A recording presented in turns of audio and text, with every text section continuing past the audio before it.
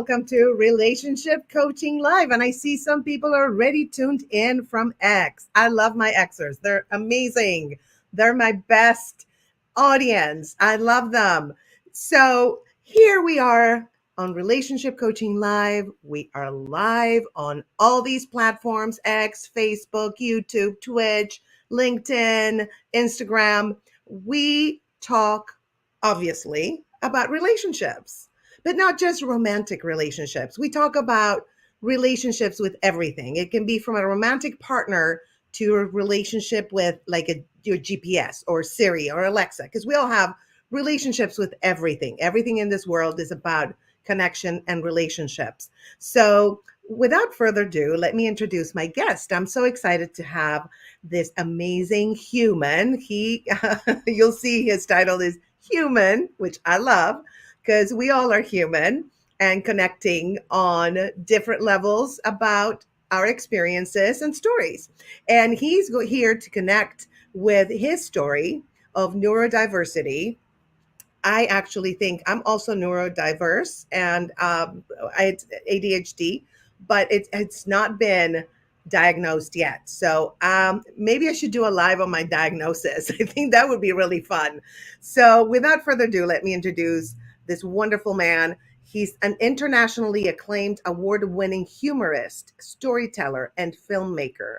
He was also a writer for The Tonight Show. Please welcome to the stage, Dylan Brody. There's a stage? Yes, this is the new stage, Dylan. Get with it. I have a friend who has a very small platform in his home, and he leaves his stage mic there on a mic stand. And I always feel like, oh, you know what you have at your place? Stage time. Stage time, yes. How cool is that? I love that. It doesn't matter. I'm not going to. He's a former friend. I'm not going to promote him right now. Okay. He's a wonderful comic who's lost his mind and has alienated me and a great many other people right now. And I'm in a very odd place about how I deal with such people in my life now.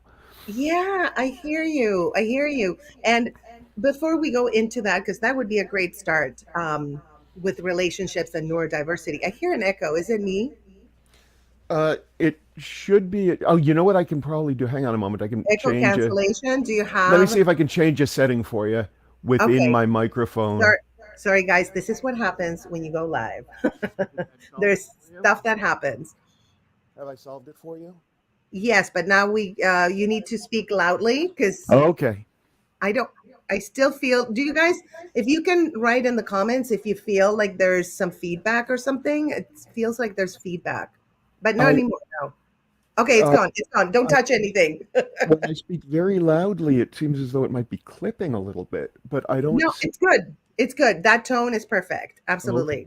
That I'll just volume. stay right here then, and I'll be soothing. I'll use my FM radio voice throughout the conversation.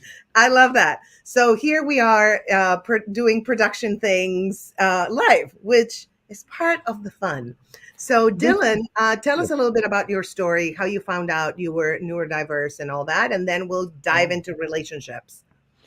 Um, First of all, I don't think of myself as neurodiverse. I think of myself as neurosingular, part of a neurodiverse community. Um, I um, I made the mistake several years ago, 3 years ago, of calling for my sister's birthday Yes. instead of sending a quick text from a burner phone. And um, during the conversation, I asked some questions about our relationship. She's my older sister, and I was in a depression and trying to figure out some things about my childhood. And I asked her some questions about our childhood, and rather than answering the questions, she took the opportunity to attack some jokes that I had written in my 20s. Wow, that's And rough. she was attack. Apparently, in some joke that I do not remember in my 20s, I used the phrase hostile lesbian. Now, for years, I said on stage, my sister is gay. I love her like a brother. But that was a lie. I don't like her that much. She's been mean to me since I was born. Oh, And I I'm was trying to find sorry. out why. And she took the opportunity instead to attack me some more. And it was her birthday, so I let that go on for a while because why not give her some pleasure on her birthday? Uh, and then eventually I got tired of trying to defend myself. Um, and she went into a little bit of a rant at me that ended with, "Are you sure you're not on the spectrum?" Oh, But it was delivered like, "Are you sure you're not on the spectrum?" yeah, like not in a nice way. Yeah. And I said, "What?" And then she went on a little bit of a rant about how she thinks both of our parents are on the spectrum, but not her. Um, and I started to think about it, and I went downstairs to my wife, whose name escapes me at the moment. And so that we don't get angry comments, let me say, I don't mention my wife's name in public. She once had a small taste of fame. She doesn't want it, and I find it very difficult to memorize. Um, so Fair I enough. went downstairs. My wife is now a grade school teacher. Okay. And I said, my sister thinks I might be on the spectrum. Well, that's not true. That's not true. I went downstairs and I said, do you remember a joke I did in my 20s that had the phrase hostile lesbian in it? And she said, did you call your sister? And I said, yeah, she thinks I might be on the spectrum. And my wife said, oh, that makes sense. Mm-hmm. My wife has fairly severe ADHD. She's medicated for it. And apparently, a lot of ADHD people and OCD people seem to Yeah. find their way into partnerships with autists. Yeah. We sort of work as one another's comfort animals. Yes. Very, Agreed. very, very well. Um, so that made sense to her, and that surprised me. So I went into a deep, deep research spiral Yeah. on autism and found out almost immediately that one of the uh, affects that suggests autism is the deep, deep research spiral. Oh, interesting. So that, and as I was going through all these websites and could you be part of the spectrum? I was ticking all these boxes. Like all this stuff made perfect sense to me. Yeah. And after a few days of that, I called my insurer and I said, hey, could I get properly diagnosed for autism? And they said, yeah, and gave me an appointment, for 6 months later, because that's how uh, Oh, wow. healthcare works in the US. Yes. So I had 6 months to be thinking about this and trying to understand what it meant. And then I went into the interview. It was a 3.5 hour interview with a neuropsychiatrist. I don't remember.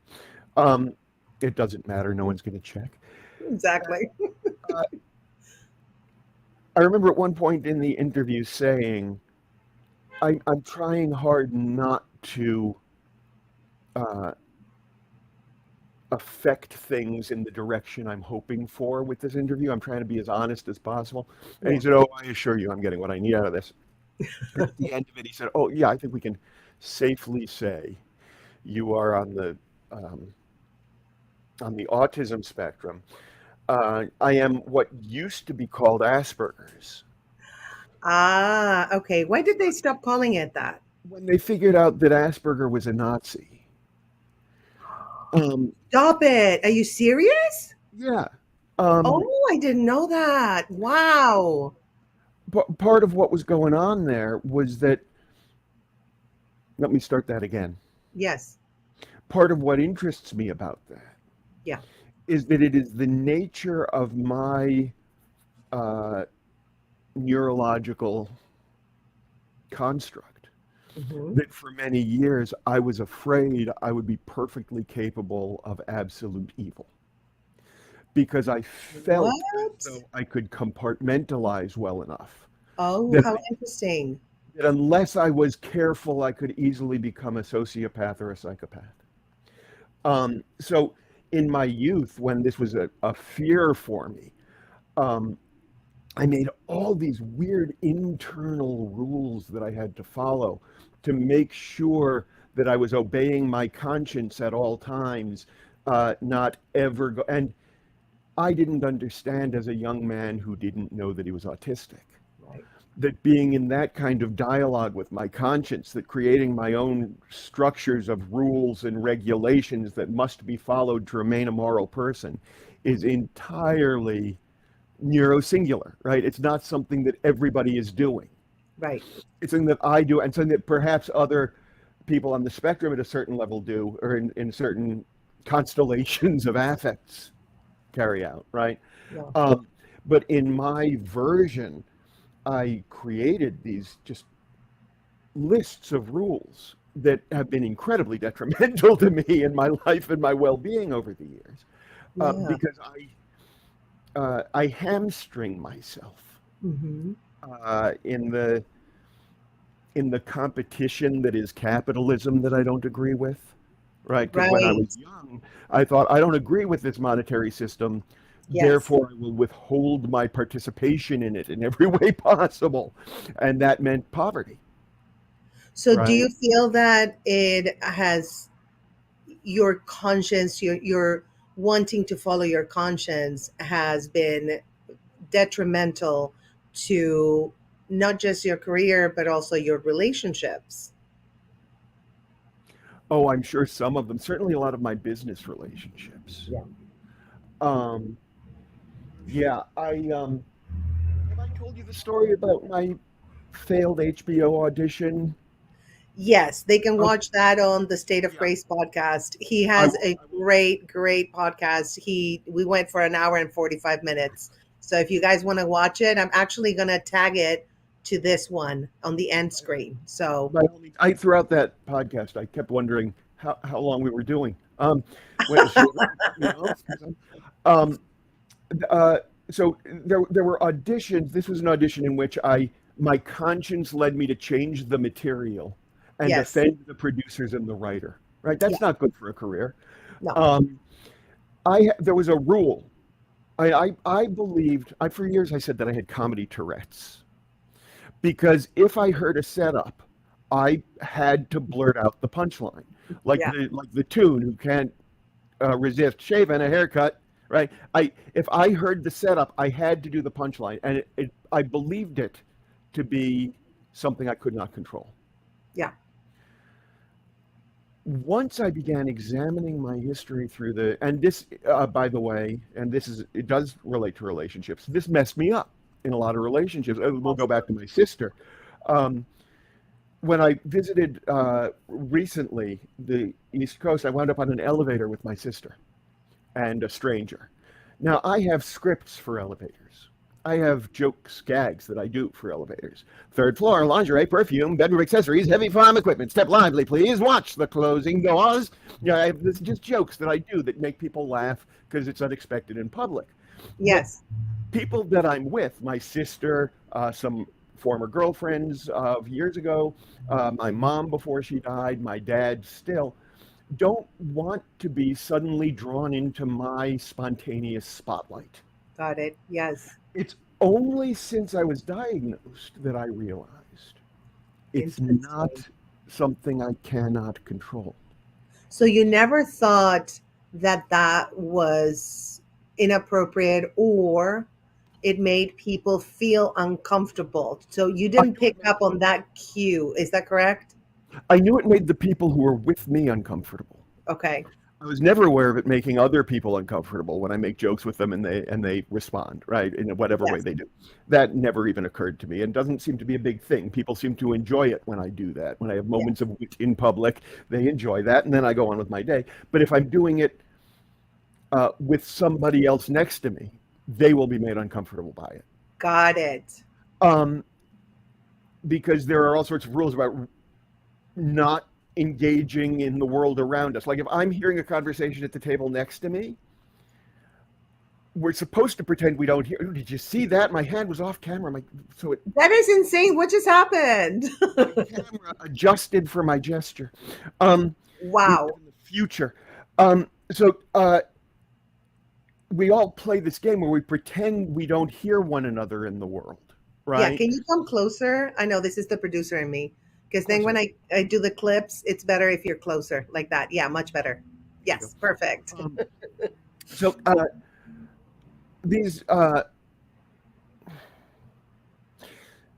these moments when I reach out into the world around me, when I engage in the conversation with the table next to me, seem utterly inappropriate to whoever I'm with. Will, I won't do it to the next table if they're, if she's just, I won't suddenly say to someone, I hear you talking about your son's discharge. Is that honorable or oozing? Right? I won't do that.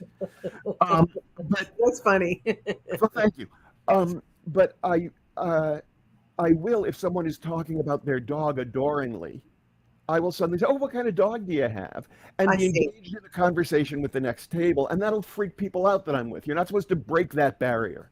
We're supposed to pretend we're all in private cubicles, and I break those rules Who made that rule? I don't know, but I know it makes people uncomfortable when I do it. When I make jokes with the waitress, it freaks out the people I'm with sometimes. That is so Um, weird. Maybe they're jealous because I do that also. Maybe because I'm also in the spectrum, but I do that also. And it does make people feel like we're getting the attention and they're not. Maybe some people might be jealous. I don't know. I feel that sometimes there when was I a do that. moment with my wife, and my wife accepts all of this about me. She knows I who I love that. am. She has Yes. no problem with it. I was with my parents and my wife at a dinner. Yeah. Um, the waitress came over, introduced herself. I introduced myself. Um, I cannot remember what the joke was, but I did a quick joke with the waitress.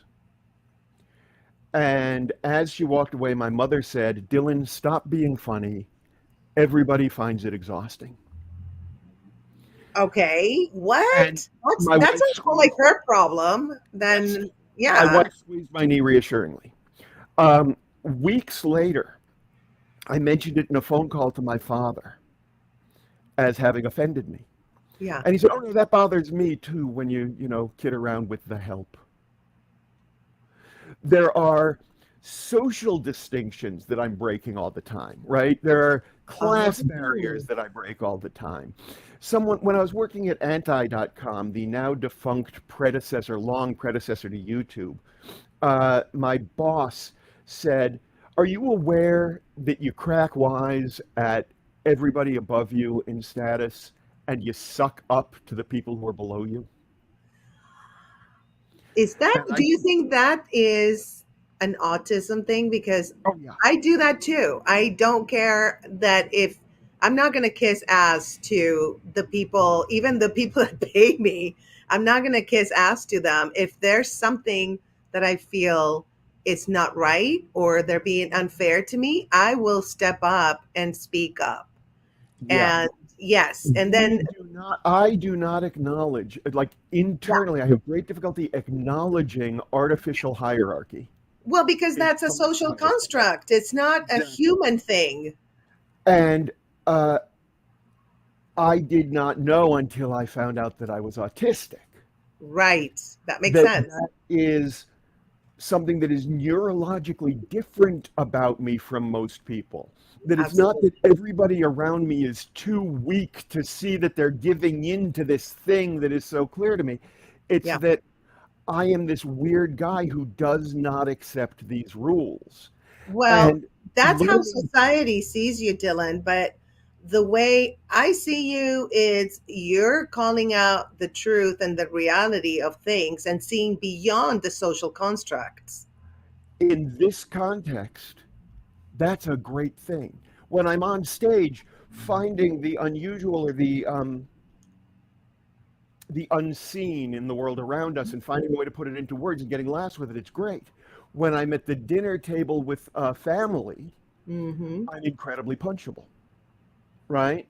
When I'm on stage talking about myself for an hour or on a podcast talking about myself for an hour, Yeah, I'm doing the task. I'm entertaining and I'm finding the jokes and I'm finding the stories and I'm doing all the things. I see. When I take that kind of control of a conversation or find something incredibly important to discuss for an hour, Yeah. I'm the weird guy who won't shut up at the party. But don't you think that's being an artist, really? Artists just see beyond the social constructs.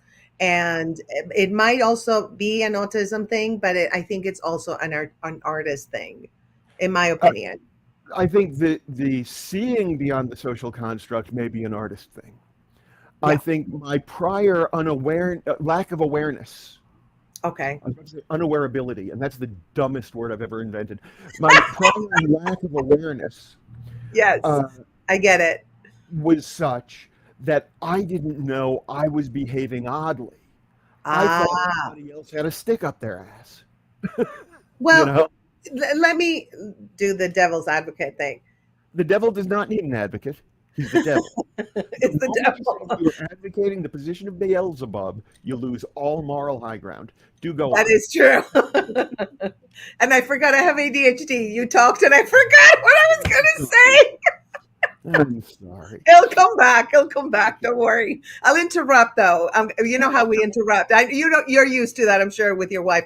I want to actually know a little bit more about your relationship with your wife because you're in the autism spectrum and she is ADHD. So how Yes. does that work? Um, well, Nice. uh, I take care of making phone calls, and when there is dog vomit, she cleans that up. That's how we handle it. I love that. Um, That works for she, me. um, she knows that sometimes it will irritate me and I will seem angry when she fails to complete a sentence because she thinks I already know where she was headed. Um, I know that sometimes she will get weepy and go into a spiral of panic over things that need to get done. And there are Mhm. a couple of particular tools that I can lend her that sometimes help and sometimes don't. Um, it really just has to do with the fact that each of us is supremely well qualified to handle the other's bullshit. I love that. You should have that on a t-shirt. It's a little long. My relationship works because Yeah, now it's gotten longer. It's not. I know I'm not helping, but you figure it out. Maybe You pairs condense of it. t-shirts that just say we tolerate each other's bullshit. Yes. Yeah, Yeah. And a heart. and a heart. Exactly. Yeah. Were I the person who wears t-shirts with words on them, I would do that. Yes. Don't steal the idea, guys. Oh, steal the idea. Oh, he Steal doesn't. the You don't care. idea. I do not believe, again, this is one of those things. It's like not believing in capitalism. I don't believe in intellectual property. Okay. Maybe I was because going to say that. I mean, I was just kidding, but I've been thinking about that too. Like one time, there's a woman, I'm not going to say what she says. Let's say she says, hello, people, right? Let's say that's her trademark. And so I said, hello, people. And I've been saying hello, people for quite a while. And she made a TikTok saying, I stole hello, people from her. I'm like, hello, people, everybody that is stealing from you. What the hell are you talking about? So yes, I totally believe that. And I don't know if this happens to you, but sometimes I say something wise because I'm full of wisdom. Yeah. But it's a natural thing. And because we think so much, right? When you're a thinker, then you come up with wise things that people will adopt them as their own. And I've seen that happen the last week a couple of times. And Dylan, I am so happy. I'm like, what I'm saying is resonating with people to the point where they adopt it as their own. And I love that. Um, this is what Aaron Schwartz was imprisoned and had to commit suicide over. What happened? Um, oh, you don't know the Aaron Schwartz story. Aaron Schwartz was an MIT student Okay. who realized that the undereducated, the far right, who talk about the elites and are anti-educational, are to some degree right. The major academic institutions hide the greatest thoughts of humanity behind paywalls, right? You can't Oh, get you're into right. college without a bunch of money. You're not, Yes. right? So there's a financial barrier simply to knowledge. And Yes. Aaron Schwartz, a college student with a sense of ethics and morality, hacked the university presses and made it all available, Yes. was arrested, put in solitary confinement, and killed himself. Oh, wow. Because you're not allowed to share knowledge freely when someone has a copyright. because intellectual property is a thing. And the problem with capitalism is that it inherently values property over humanity. Another T-shirt. Yes, I have That's a a bunch great T-shirt. Please, definitely watch this and write down your T-shirts. of now, the idea that thought could be property Yeah, is no, inherently offensive to me. it is because thoughts come from according to quantum physics, right? They're floating around, so they're shared. It's like we're all one big consciousness. So we don't own the thoughts, and another person can have the same thought you have, and like 100 people can have the same thought. So who owns the thought? Anne Patchett has a story that she tells. I think it was about Ursula Le Guin. I'm not sure that's right. And I think it was about her book State of Wonder, but I'm not sure that's right either. She had an idea for a book. She wrote a book, and another writer, another female writer, read Yeah, it and called her and said, I had this idea. I'm so glad you got to it. lovely. Because I had for a while, I was very angry at another comic for stealing a joke from me. Yeah, And I was a dick about it. I started going after anyone who was stealing a joke from anyone else. And then at one point, I heard someone stealing a joke from a more experienced comic than I was. And I called him and I said, hey, this guy's stealing a joke from you. Hey, you want me to talk to him? And he was like, no, we can write more stuff. exactly. If he's using that joke, it's because he can't write enough. Let him have it. Oh, And suddenly, even intellectual creativity became fodder for humanity, not for income. Not to yes, be hoarded, not to be treated as precious, but to be yes. shared. And let me tell you what I think. I think that with all these social media platforms and content creators, where we can create our own content, um, and people produce content that resonates with others, and others connect with that content, like this podcast, right? So Yep. people connect with that podcast. I feel like the I call it the timeline. This timeline is about the people for the people. Well, I don't care whether there are other timelines. Oh yeah, yeah. Well, there are like billions apparently. Fine. As a child, I sort of had the philosophical idea, what if at every time that I make a decision, what if at every moment that anybody makes a decision, a new timeline is created? It Okay, is. I'm in this one, right? Yes. And and there are people who say you can jump from one to another, and there are people who say you can. I think I am I don't know here. about that, but I am here in this life. I can do my best, yeah. and I am very hopeful right now that we Yes, me may too. emerge into a renaissance, Yes, me too. I'm telling you, I'm feeling it. into a second enlightenment.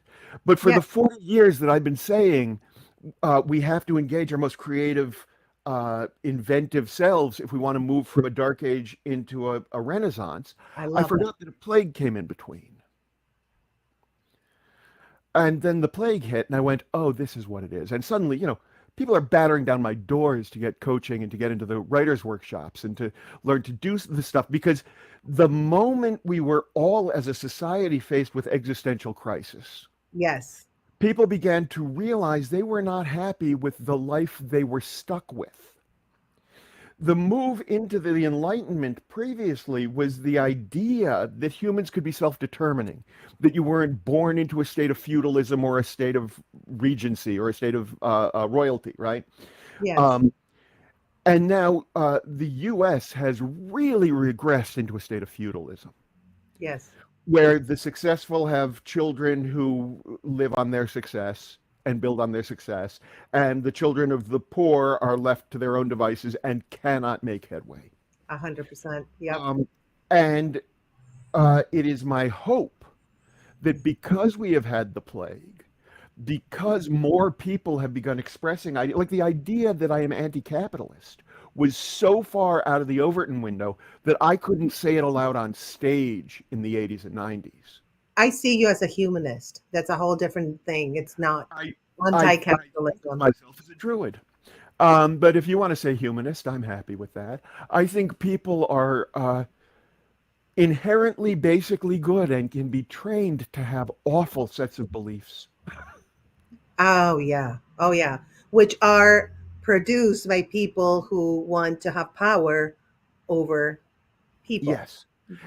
And do so by convincing everyone else of their powerlessness. Anybody who tells Yes. you you cannot change the world has a vested interest in maintaining the status quo. Well, how about we can change our own reality, which means if we all change the reality together as at one consciousness, we can change the outside reality. If we all want, humanism, if we all want um, to have fairness in this world, if we all want that, love overall, I think if we all want to create that reality and think it and feel it, it can definitely change the world. But by dividing us, that's not going to happen. And that's what the powers that be do, divide and conquer. That's my personal theory. My real revelation around this, around human relationships in the modern Hmm. world, Yes. uh, and the way it relates to politics, and particularly politics of division, was when I heard one of the Republicans saying, and this was many years ago, this was, I think, pre-Obama. Um, Somebody was talking about the need for empathy in the Yes. Supreme Court, Yes. and a Republican came out against empathy. Um, What? Empathy and compassion. They were saying we don't need more empathy and compassion. We need stronger laws. We need harsher punishment. Oh my goodness. What? And when I, as a child, came up with this idea that I must be guided by my conscience because I do not believe in a God, Yeah. the Druids say the conscience is the eye of God in man. Oh, 100%. The pineal gland and all that stuff. Yeah, I totally am with you. They want us to think God is outside of us because that makes us powerless or feel powerless versus you have God in you. You are your own God. And then that gives you power and magical powers and superpowers. And then why would they want us to have that? And then And we wouldn't do nine to fives, right? when I understood that what some people are doing Hmm. is literally uh, insisting that what we must do is ignore our consciences, right? It's what soldiers are taught to do so that they can kill better. Ugh, It's why in the military soldiers are trained to use slurs for the enemy. They're not Germans, they're Jerrys. They're not Koreans, they're Gooks. They're not, right? You use the slurs so that they're dehumanized so that you can kill them more easily. oh my God. That I didn't know that. That's horrifying. And when I was growing up, you couldn't speak out against the military unless you were on the side of the peace marches, in which case you were anti American. So I grew up believing that America itself, the institutions of America, Hmm. were opposed to my conscience. I feel you. I understand why. That's kind of like a logical thinking. So, I continue to strive to live by my conscience, but now as an adult, I'm trying to have a relationship with the world Yes. in which I don't just isolate Right. because, earning money breaches my conscience, defending myself against a bully breaches my conscience because it might be violent. Um, uh, uh, Demanding what I want for dinner or sending back a meal. There are things that struck me as unconscionable Yeah. and that I am now realizing some people not only find conscionable, Hmm. but take active internal measures to avoid thinking about so Yeah. that they can continue to behave badly. I hear you. Um, so, in answer to your question, yes, Okay. I don't remember what my question was. neither do I. I'm serious. And you have an ADHD wife. You keep talking and I'm focused on what you're saying, Completely forgot about the question. I'm not kidding. Me too. I I know, don't know what I the question. know, I completely understand. When I get Yes, to the, I do this on the radio as well. When I get to the end of what I'm saying, I just say, "So in answer to your question, yes," and then I love that. And with on that note, I would love to have you back, Dylan, because we can talk for hours and change the world, right? I adore you, Grace. I'll show up anytime you ask me to. I would love that. I have another podcast I would love for you to do. It's called Brain Babes, and it's everything related to the quantum field, but we don't talk Ooh, specifically about it. But just pick a topic that you want to talk about. We did talk about neurodiversity, brainwaves, and the quantum field already. If fun. you want to continue that conversation, would love to have you. Did you Um, say it's called brainwave? Brainwaves, yeah, Nice. yes, it's fascinating. I thought you So, said brain babes, and oh I no, didn't Brain Babes is qualify. the name of the podcast. Oh, you're right. I'm Brain Waves. I didn't realize that. Okay. Uh, No, but it's brain babes. I do not qualify as a babe. That's okay. It doesn't matter. I It's was Crystal recently and told. myself. No, it's Crystal and me, and we host the show that we call it Brain Babes. It doesn't matter. You're I was recently told by a young woman that I have that ineffable quality that comes with age, which was very sad for me because when I was young, I was so effable. oh no I no just want no. to be That's so effable funny. again. You're very handsome. You're Oh, very thank you. handsome. So I'm just gonna I leave it wasn't at that, filtered. and the audience can see that you're very handsome. So Oh, don't. Yeah, you qualify for a Brain Babe podcast episode, but I'll I show up would love whenever you like. I would love to have you back here. Also, we can continue this conversation. I just want to keep the podcast. I want to keep them wanting more. We had consistent people watching, so you have engaged people Excellent. who, yes, who want to, who what you're saying resonates with them, and I love that. That's what we're here for. So Hello, it's people watching. yes. So I can't tell on Instagram because it's not showing me, but I know X. We had people constantly and also on Twitch and YouTube. So thank you guys for tuning in and being so loyal and continuing to support Relationship Coaching Live. And I will see you next Tuesday at 11:30 a.m. Pacific time. And Dylan, thank you so much for joining me today. Thank you. And And we'll continue this conversation soon. Okay. anytime you like. Take care. Awesome. Thank you so much. Bye, guys.